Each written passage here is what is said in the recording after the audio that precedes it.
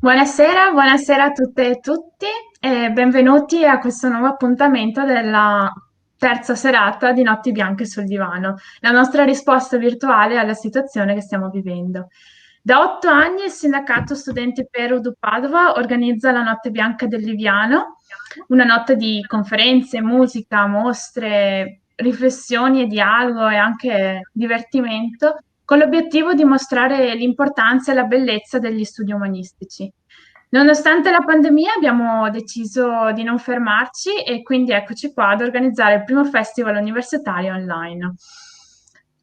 Io sono Serena, studentessa di lingue e con me c'è Caterina, studentessa di scienze politiche, cui ora lascio la parola per introdurre il nostro ospite e l'incontro di oggi. Vi ricordo che questo incontro si svolgerà in lingua inglese. Hello everyone and welcome. For tonight's event, we are joined by the Sea-Watch activist and crew member Lawrence to talk about the importance of taking a moral stand in situations of humanitarian emergencies. As some may know, Sea-Watch is a non-governative organization that brings aid to people crossing the Mediterranean Sea to flee from North Africa by supplying an immediate and direct intervention in the open sea. This organization has intervened to rescue and help to safety hundreds of people that left their home running from extreme poverty and wars. This was made possible by the belief and dedication of volunteers and civilian activists.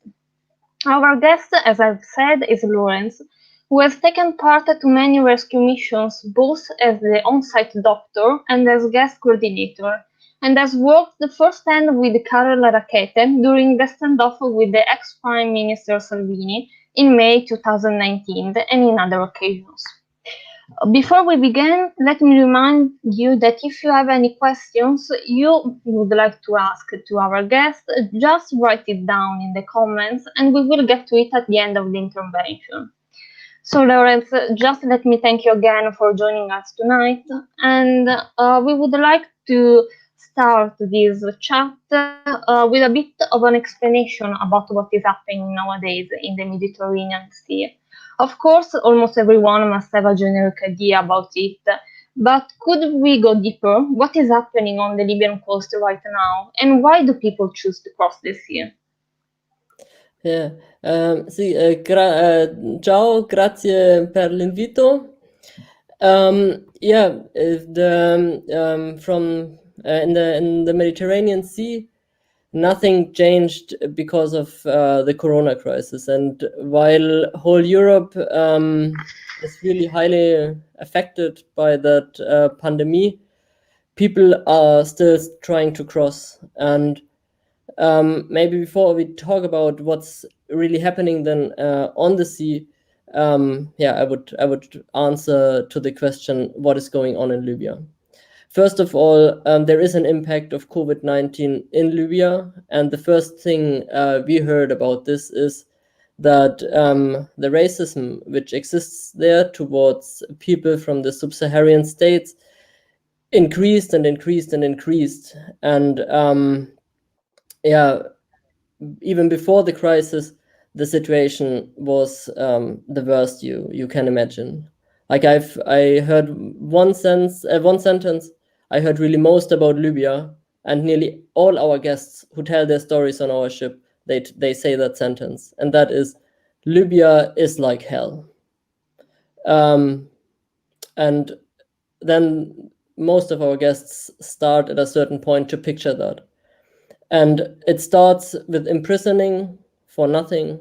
People are put into prisons, and if I say prisons, it's private rooms which are just full of people with people who guard them, who do not have to obey any rules. Then there is in Libya is happening kidnapping. People who are on the street just get captured. Get into a hidden place, and then they get tortured, and people their torturers send videos home to the relatives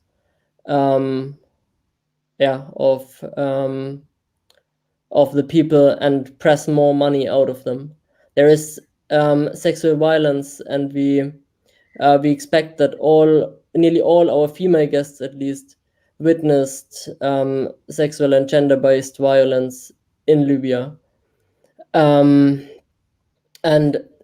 plus this, there is slavery, where I heard so many stories of people who worked somewhere and were promised money, and at the end they just looked into a gun and were forced to leave without anything. And there is even videos where you see that people get sold. So what I can say about Libya is that this is a really, really, really, really bad place, which I cannot at all imagine. Also, after all that stories, and after I saw and treated the wounds of the people, I still cannot imagine how it at least, I cannot even imagine a bit how it could be there. And that's where people are fleeing from. And also that's like the hardest fact I have for everybody who says the people are leaving because of us. The people are leaving because the violence and the inhumanity in Libya is so big that people prefer to die at the sea instead of staying one more day in Libya. And there is so many reports about this. And so that is Libya. And people try to escape from that. And what they then face at sea is, first of all, of course, the Libyan Coast Guard, equipped and paid and trained by the European Union, who bring back most of the people who are at sea. Like, they are doing most of the rescues, but the rescues being done by Libyan Coast Guards are without any standards. They don't use life jackets. And if you see how they operate, they're they just risk people's life with really crazy and dangerous maneuvers. All the people who then manage to escape also the Libyan Coast Guards. I know so many people who tried to escape them 2 or 3 times and always got pushed back. They maybe get rescued by civil ships, like cargo ships or army. And at least for the cargo ships, we know that there is advices from Europe who say, bring the people back to Libya. And one case just happened yesterday, where people from a cargo ship called Anne got pushed back, so that illegal practices also still happening. And everybody who has the luck to arrive then in Europe There we witness, and that's now really the new laws because of COVID-19. They get imprisoned on private ships, like Malta does it, and also Italy does it with ferries, and that's where they stay. And a few days ago, a young man died because for him the situation was on one of these ferries was too bad, and he decided that he would prefer to swim, or he tried to kill himself. That's not clear. And that's what's happening. Nearly no search and rescue, no search and rescue ships in the moment outside there, and a Europe that really build higher walls and make the fortress Europe even bigger, and a Libyan state, a Libyan not state that is just incredible bad for everybody living there. Thank you. And what is the most common difficulties in operating in the open sea? What are the hardest things you have to deal with? For us the hardest thing is being out there and finding the boats. Our ships are both quite old, and so we are not so fast. And the Libyan Coast Guards, they have really fast ships, and so what is like for us the biggest fear and the biggest danger is that Libyan Coast Guards arrives before us, and that we see them doing the rescue and pushing the people back to Libya. There we see the violence immediately, and we know where people are going back. And so I would say that this is in the moment the biggest difficulty if we are directly in action. And the other big difficulty is to accept the high walls of the fortress Europe, and to see that the whole European Union does not really feel responsible, and that states like Spain, Italy, or Greece just get left alone with the problem. And then we see the high walls. That is our biggest problems. Okay, thank you. Could we go on, and maybe could you describe to us what is life like on board? What happens after a rescue, and what are the duties, like your duties as a guest coordinator, and how do you manage to work with people who are actually coming out of a nightmare, as you described? For me there is different states of how our guests feel. Like there is the first, I would say, 2 or 3 days after the rescue, where most of our guests mostly sleep, eat, and recover a little bit. There we have to face, especially our medics, face a lot of treatments because people had to drink too few during their time on the little rubber boat,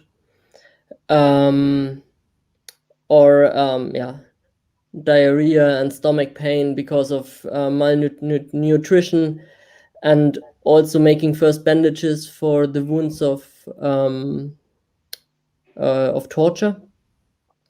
And these first 3 or 4 days, they are difficult because it's a lot of work, and it's a lot of establishing the rules, establishing a bit of a ship's life, and getting the trust of our guests. So it's a lot of work for the crew, and also for our guests to adapt.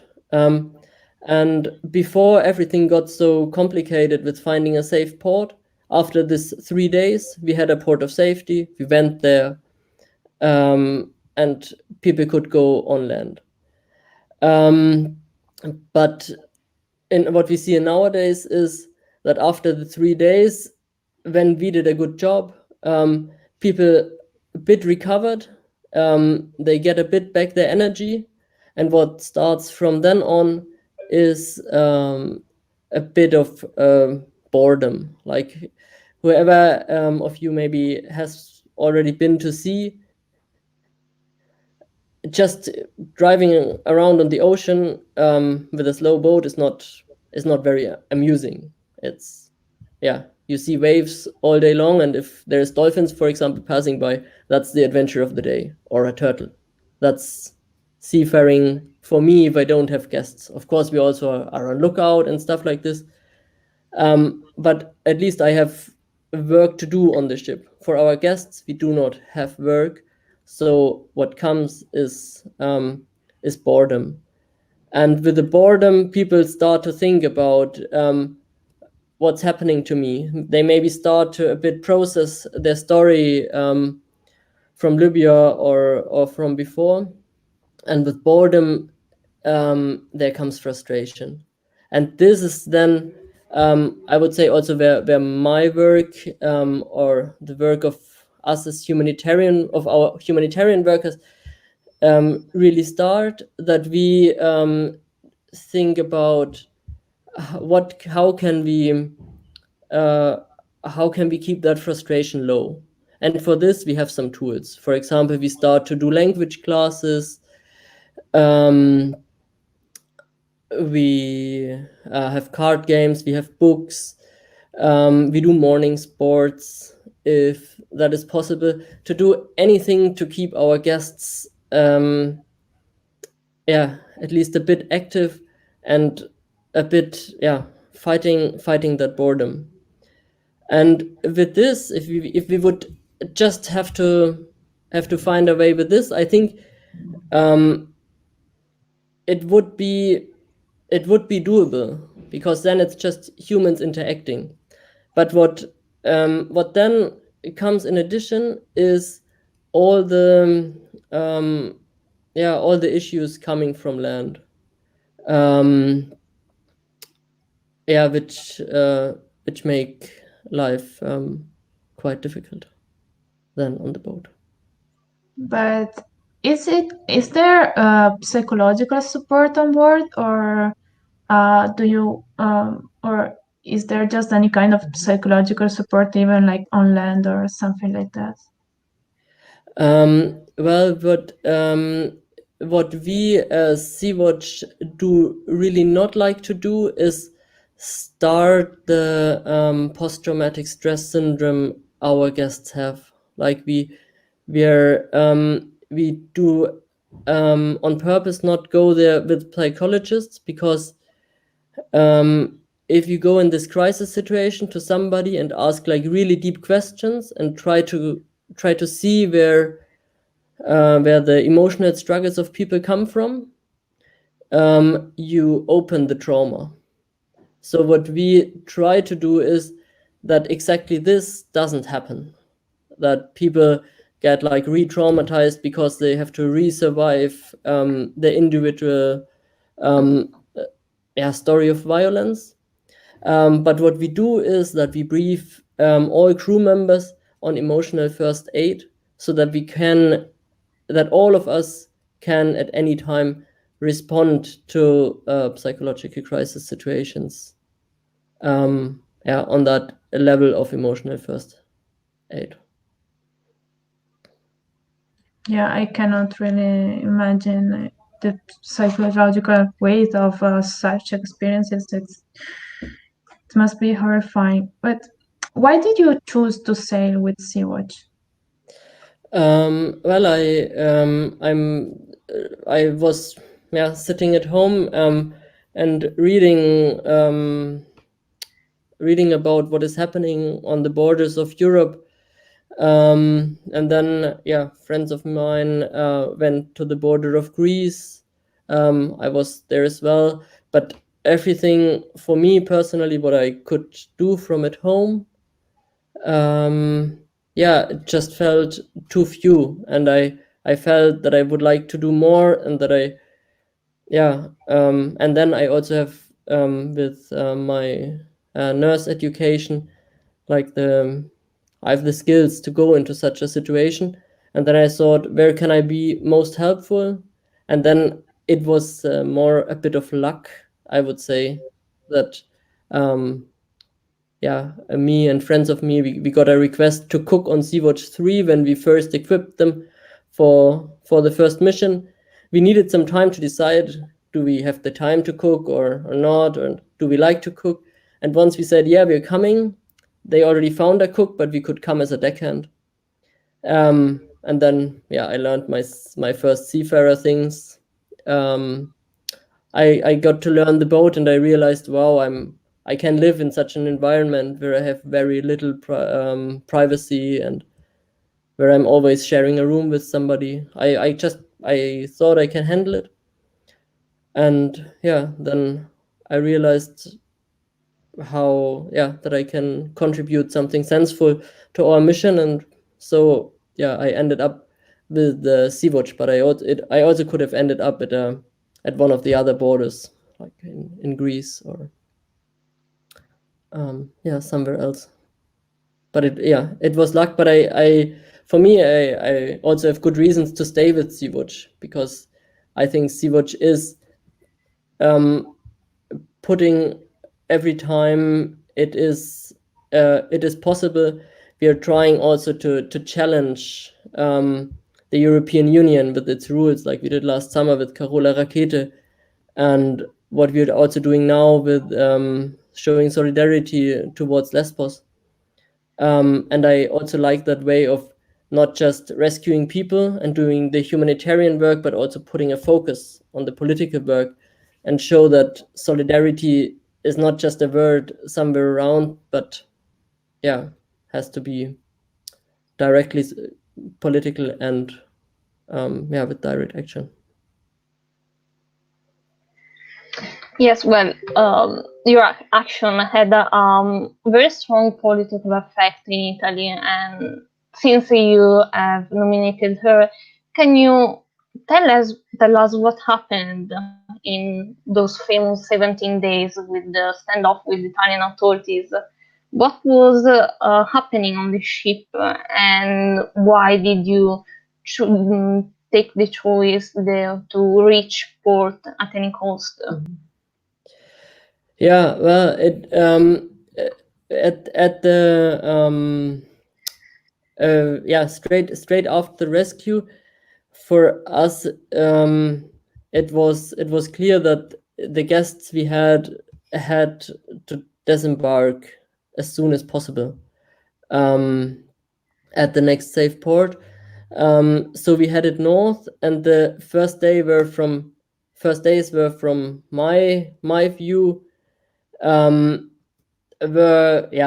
had quite that routine that I already described, like that first days with a lot of seasickness, with a lot of headache, scabies, with people sleeping a lot and recovering. But we also got like immediately the response from Europe, from Italy and from Libya at the same time, that they will give us a safe port, but that this safe port is Tripolis. And one short word about this: there is no way ships can go to Libya. You cannot bring that's not just a moral question; it's also by law. You cannot bring somebody to a country where people will face such a way of discrimination, violation of human rights. That's just not possible. So we headed north and realized quite fast there will most likely not be a safe port soon for us, not in Malta and not in Italy. But what Italy offered quite fast is that they would come and do a partial embarkation, which means they come and just take some of our vulnerable guests. In this case, they took the families, and our like most severe medical cases.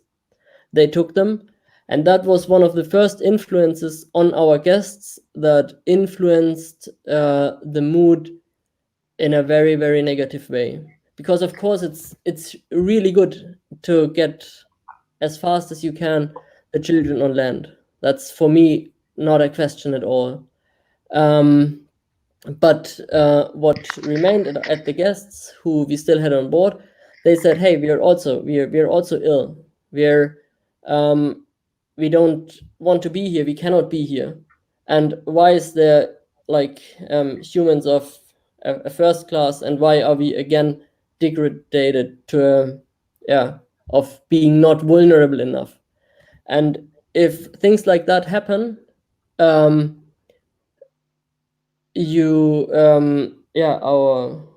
of our guests start to think, what needs to happen that I get as vulnerable as the people who get picked up? And that's a first step that brings people of thinking, maybe I have to be more ill, or maybe I just have to try it by myself if the state doesn't accept me, and that would mean people swim. But that was the first moment, and of course we have strategies to react on things like that. So for that we catch the mood. What then happened a few days later was that one of our guests got severely sick, and he was so sick that we had to evacuate him. That was an action during the night, and also they have to say big compliments to the Coast Guards of Italy. They came so silent with their boat that nearly none of our guests woke up, and so on the next day it was like one of our guests has just gone, and nobody knew why. We of course explained then what happened, but also after a medical evacuation, you see that it starts in the people to work, like how again this question of how can I get that kind of evacuation so that I just can go on land, because I suffer too much on the ship, and I just don't like to live there, on the one hand, and also the question a bit coming up, is that what will now happen to us? And of these medical evacuations, we had 2, and after the second one, for me personally, it was clear we cannot catch the mood. We cannot bring back optimism to our guests. There were so many guests talking about that they don't like to stay any longer, that they cannot, that it's just no longer acceptable for staying on the boat in such a closed space without any privacy. Then we also had the European Court of Human Rights ruled that Italy is not responsible. And all that brought more and more, like, I would say 2 main subjects to our guests. One was that we were more and more afraid people could try to commit suicide because they get a post-traumatic stress trigger on the one hand, and on the other hand, we saw that more and more of our guests were thinking. Luckily, we got that information. They were so desperate that they thought, well, Lampedusa doesn't seem to be so far away, because on sea distances sometimes do not look very far away. That's that they just thought they can make it while swimming, and just jumping off our ship is a danger. And there you didn't have any waves and all the other dangers that then just come if you start to swim a few meters. We tried to face that with more people as deck watchers, more people being there to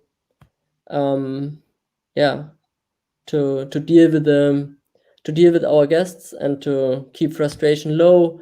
like more German classes, more everything. But if a dynamic like this starts, and if it gets like every third or fourth day, something from like a governmental side or from the European side happens that pushes that thoughts of we will never leave that place. For us, and it was clear we cannot keep that any longer. And then the only way a captain has, like Carola Rakete, she told several times to the authorities, we cannot keep that any longer, provide us assistance. We asked for help a few days in a row, and once we realized we will not get that help, and we realized from now on it gets more and more likely that the situation gets out of our control. There was just one right thing Carola could do, and that was, I'm responsible for the people. I cannot guarantee their safety and their health anymore because of mostly psychologist reasons. And then there's just one way she could go, and that was bringing the people on land and fulfilling maritime law that says a rescue is then over when people are safe on land. And that's what we did, what we had to do. There was no other option.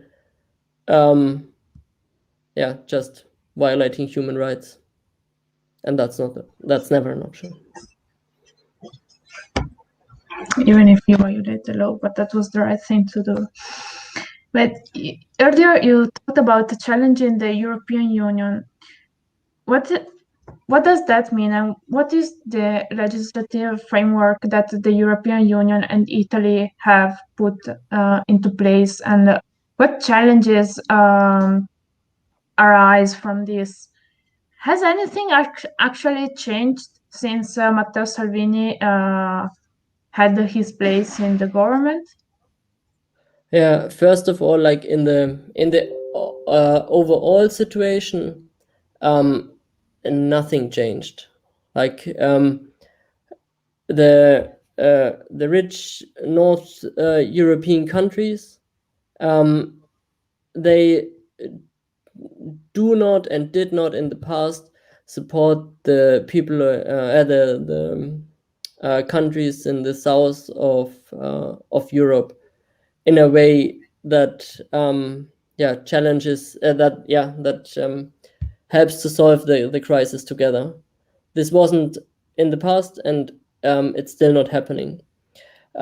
Shortly after the mission with Carola Rakete, we got there was a discussion about a fair way of spreading the people in different countries, so that Italy is not alone there with being responsible for another 50 people.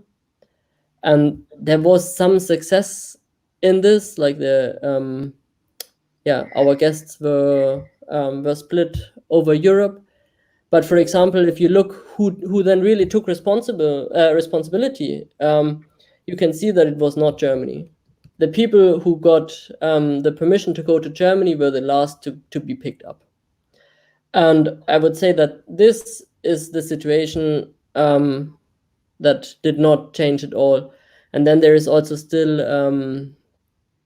that Dublin law in place that says people have to claim asylum where they arrive, in the country they arrive.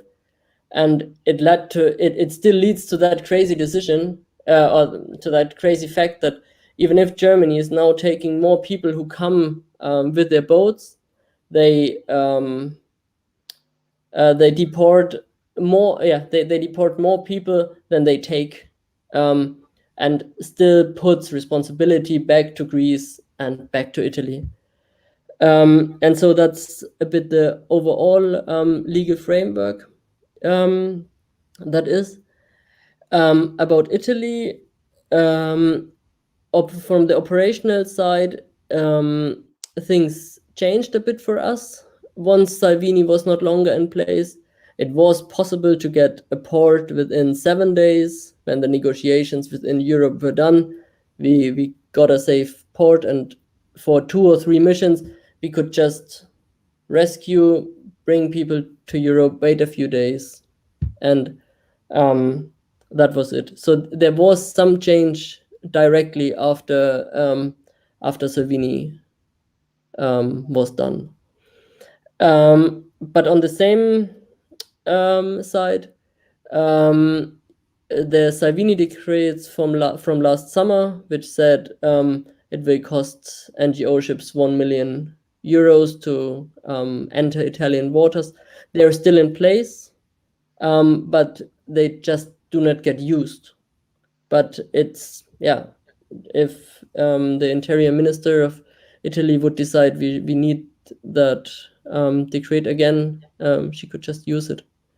And that's a bit scary, that a law that is just,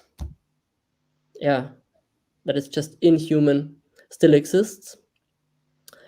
And then COVID-19 came. And what happened then, especially coming from the government of Italy and Malta, that is really, really crazy again. And there we see how COVID-19 gets used to again make the borders higher. It's now allowed in both states that migrants who arrive go on private ships and just stay there until there is a solution. So there is not really a possibility to go back on land. And that led, for example, like a few days ago, led to the fact that, I guess I already mentioned it, one person jumped from one of the ferries Italy installed into the water, maybe to reach Italy, maybe to kill himself, to drown. To drown or to kill himself. And that's just another very inhuman thing where you see there is still, it's still happening, that the borders get more closed instead of more open. Yeah.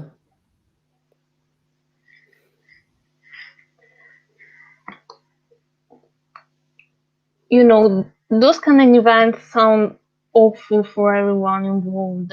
Of course, for those people that now are arriving and find out that they don't have anywhere else to go beside another ship. But I wanted to ask you, how those kind of events weigh on you and the rest of the crew? I mean, it cannot be easy by a physical and psychological point of view to deal with those events time and time again. So, what do you do to keep up with events and just stay sane on the sea and when you are on land? That's absolutely right. That for me, sometimes I stop checking the news, or I sometimes just don't like to know everything. And what helps me personally really a lot is to see how many people stand up against that.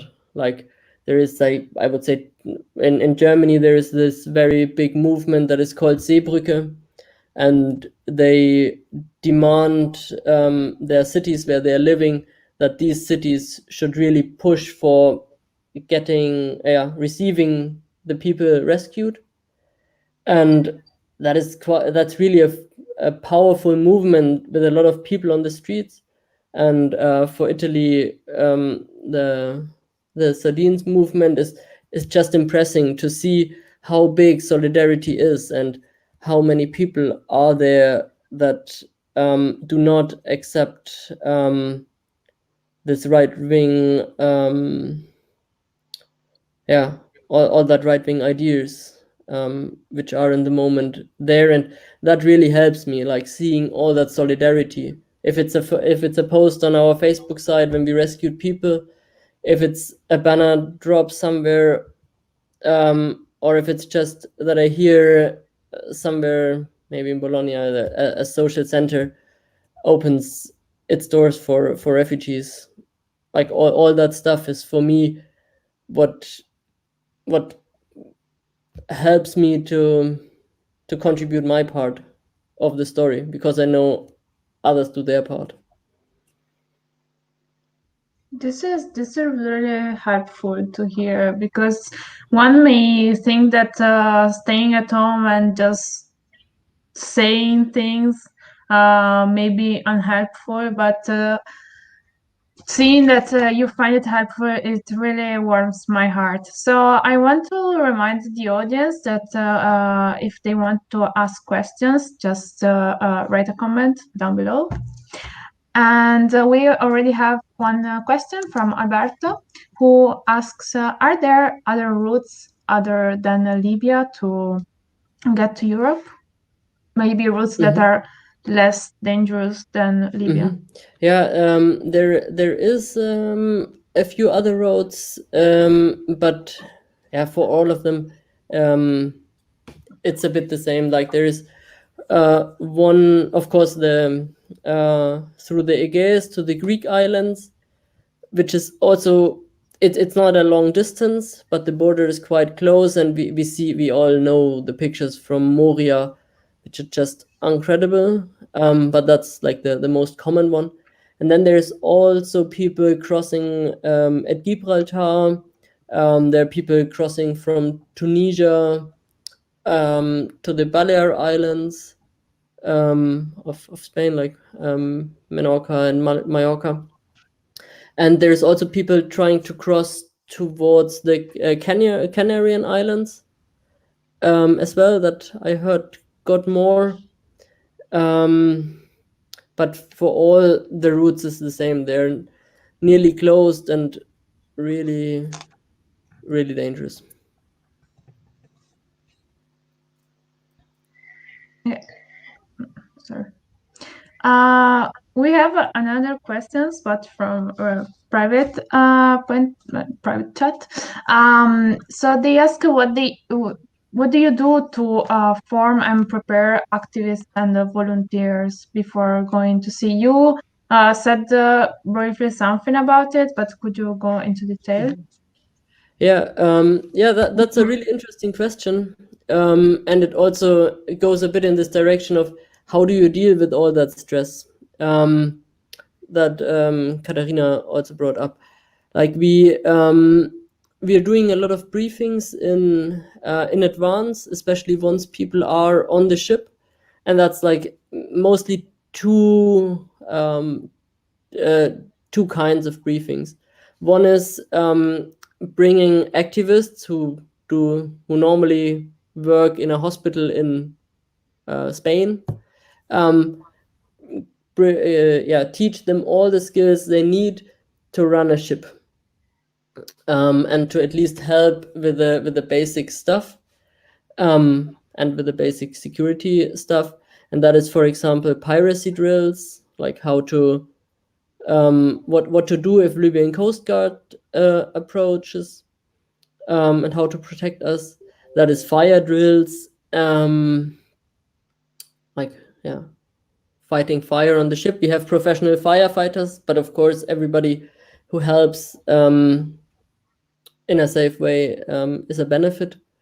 And we also like practice what would we do if the ship sinks. That is all really normal ship stuff. If somebody comes new on a boat, this is the briefings people do: security briefings, drills, and this on the one hand. And on the other hand, we have like all that humanitarian briefings, like I already mentioned, emotional first aid briefing, but we also do crowd management trainings, like how to interact with our guests, that everybody feels treated equally fair, and that our guests can, after they come out of the worst imaginable, that they can have some trust in us, and that they can, that trust can rise. And that's, I would say, the big medical first aid briefing, for example, as well. We train how we rescue, like how to get somebody out of the water, how to get 20 people who are in the water out of there.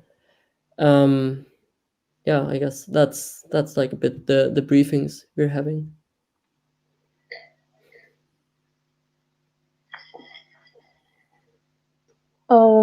Yes, another question we received is why does Libyan Coastal Guard keep pushing back those ships? Yeah, that's a really good question, especially if you look to Libya and see that for sure this Libyan state, they don't like to have that people in their country. Like there is this very strong discrimination mechanisms there. But yeah, they get money from the European Union to close the European border straight at Libya, and that works especially with funding the Libyan coast guards and also co-financing the camps where people live and the prisons.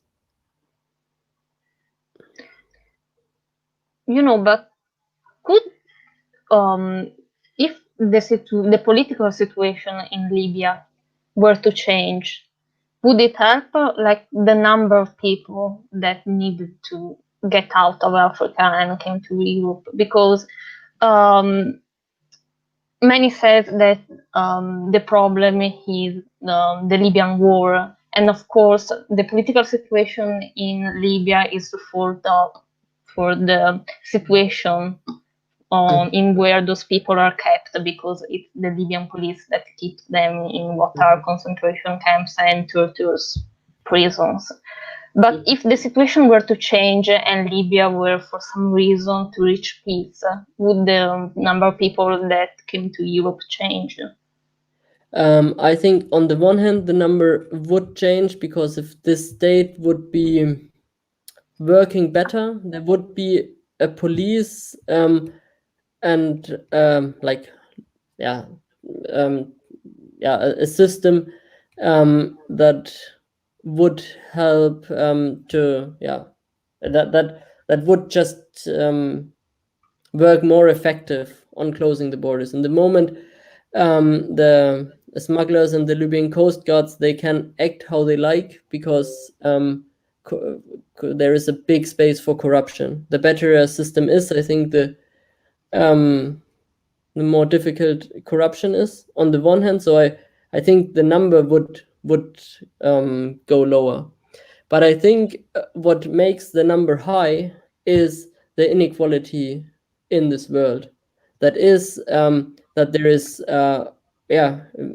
is war, for example, a civil war in Cameroon, that there is war in Mali, that people who live in all that sub-Saharan states have to flee from situations because they think everything is better. They prefer to die in the Sahara. They prefer to go to Libya, even if they know that it's hell, than to stay at their country where they, maybe get persecuted, maybe don't have something to eat, and where, and these are problems coming from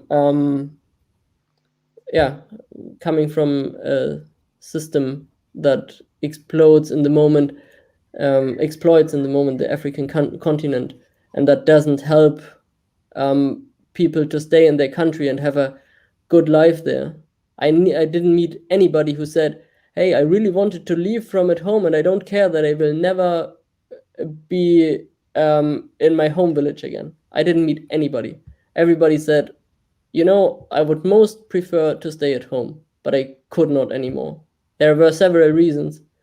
But if I imagine that I have problems that are so big that I prefer never to see my family never again, where I was growing up. Yeah, that's the reason why people are fleeing. That's the reason why people will also leave Libya, and it won't change if a state has a better system or not. It need equal way of treating each other on a worldwide scale. That would stop people coming and people leaving their homes. Yeah, and of course, when people leave, they leave behind their lives, a part of their family, of course. And I was wondering, do you have some way to get word back to their homes that they made it to Europe, or worse, if people don't make to safety to Italian coasts? Do you have a way to like reach those families, or they don't have any way to know what happened to their loved ones? Well, some of our guests have cell phones, but when we are on the ship, and then they sometimes have some more money on their phone, but we on the ship directly cannot contact the African continent, and we also do not want to contact the African continent, even if we have such good news, like bringing that news directly from the ship, like maybe giving somebody my cell phone and say, hey, call your brother, tell that you're alive. That, yeah, I mean, of course that would be joy for me, but that is what right wings in Europe are waiting for, that they say, look, that is Lawrence, and from his phone somebody called to Libya. And that's for us just not possible.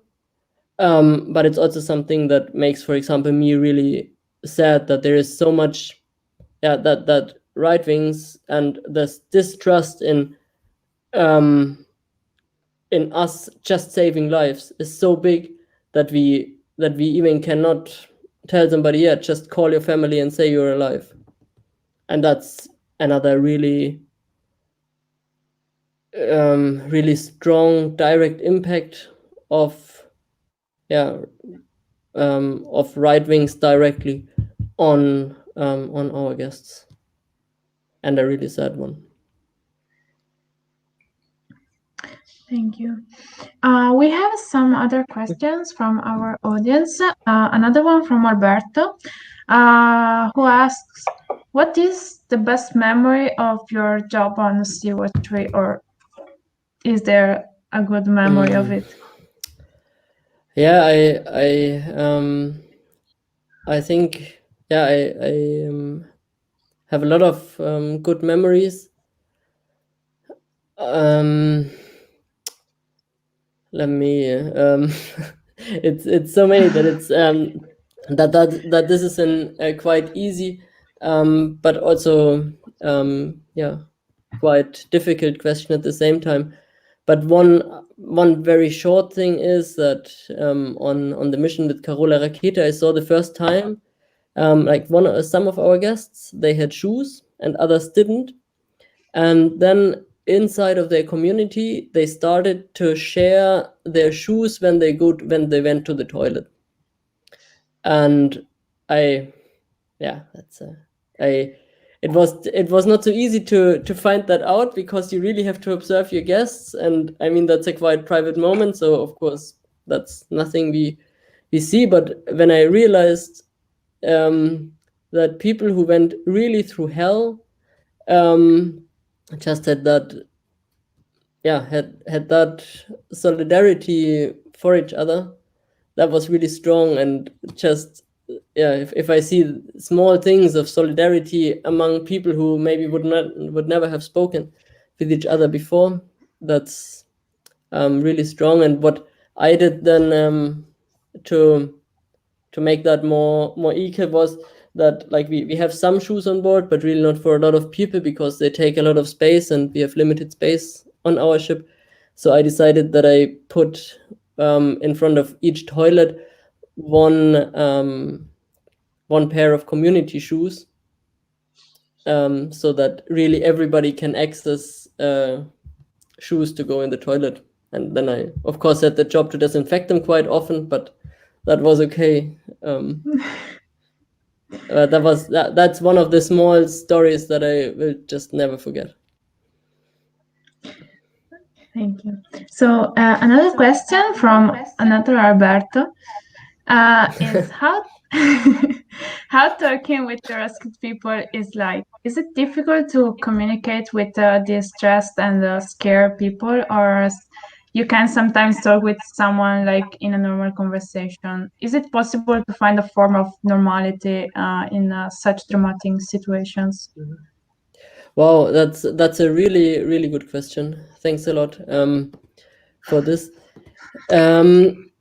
Well, our first moments are always very, very dangerous. Like when we approach the refugee boat the first time, that's one of the most critical moments which we have, because on the one hand we like to say, "Hey, you're safe now.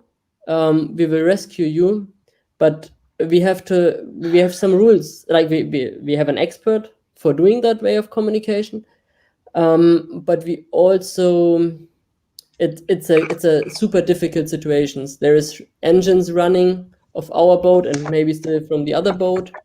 There is people screaming. There is the noise of the sea, and in this you have to say, yeah, you're safe now. We rescue you. That's the rescue blanket, and you also like to say, we will not bring you to Libya, but you cannot say that, because if you say the word Libya and people don't get all the other parts of your sentence, or you maybe say it first in Arabic, then in English, then in French, the people just understanding this one word Libya, they most likely will start immediately to have much more fear, and will maybe even jump in the water and protest against it, what we regularly see when Libyan Coast Guard is doing rescues. So yeah, it's very difficult. This first moment is very difficult to just say you're safe. Even that is difficult.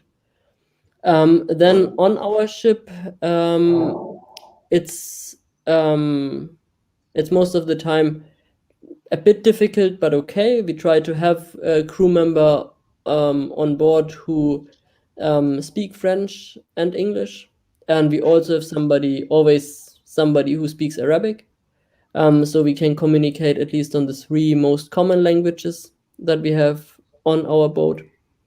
But also in this, we I realized, for example, in the Carola mission, it was like day 15. People trusted us. We would like to get the best for them, even if they didn't trust in the situation, but they knew we were trying everything to help them in the situation. And after day 15, still somebody came and asked me, "Hey, Lawrence, I have a really stupid question. Do we go back to Libya?" Like, we were on anchorage in front of Lampedusa. We were in Italian waters. We were in Italy. And the fear of people going back to Libya is so big that sometimes a normal conversation is not possible because of this. This is actually heartbreaking. I mean, this huge amount of fear, it's awful.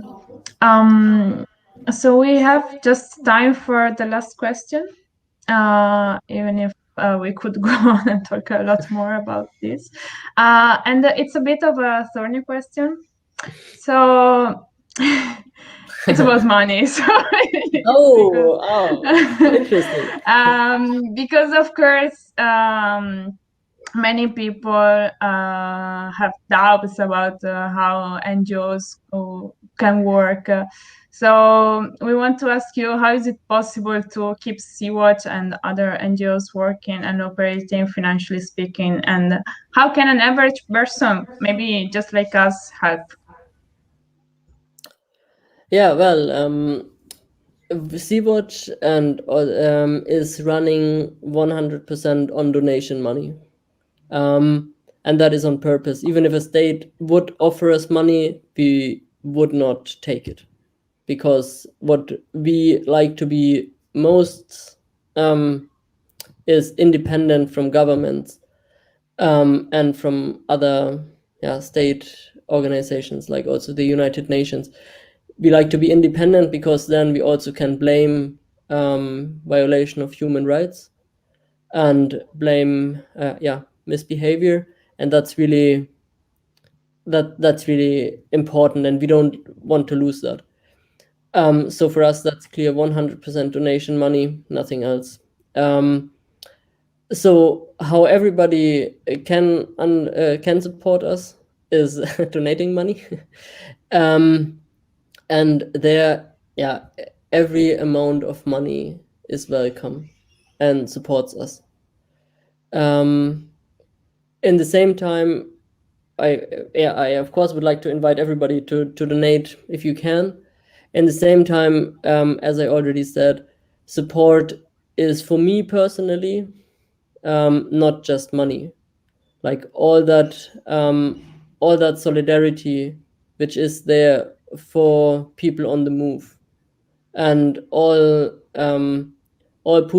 people who stand up against right wings, and for a world that is equal for everybody, without looking on age, skin color, religion, sexuality, gender. Everybody who stands up for that helps us a lot, and that's part of the struggle.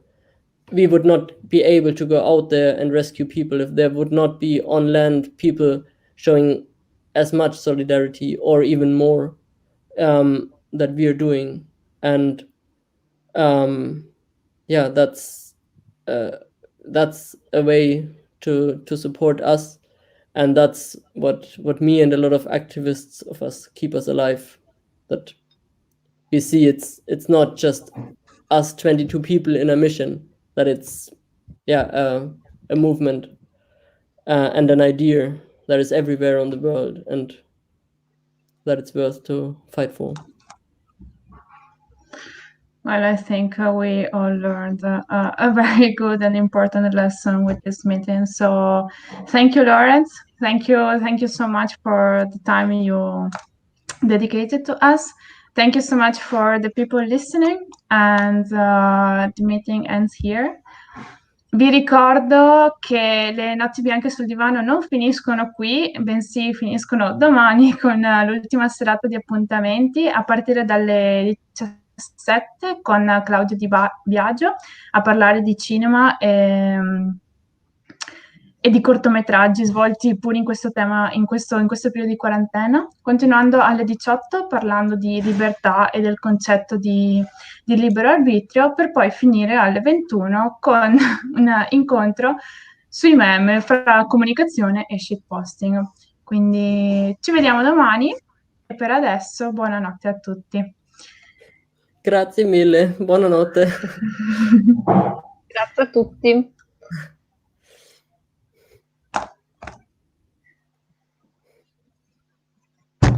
Oh my God.